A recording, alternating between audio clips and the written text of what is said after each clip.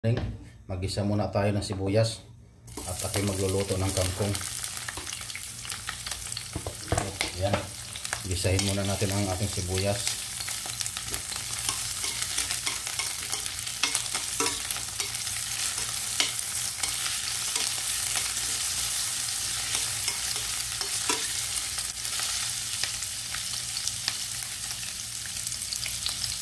Nagisa na ang sibuyas, ilalagay natin ang ating kangkong.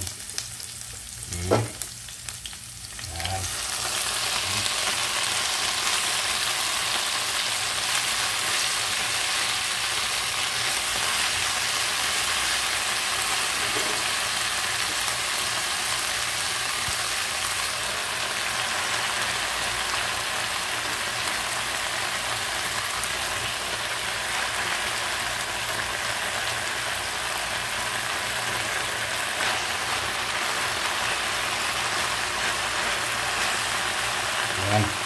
Okay, bye-bye muna.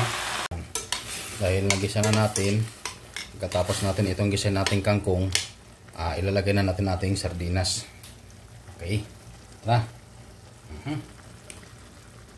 Yan, 5 sardines. Wah, thank you very much. Ito ang ating sardinas. Durugin natin para lalong sumarap. Haluin natin.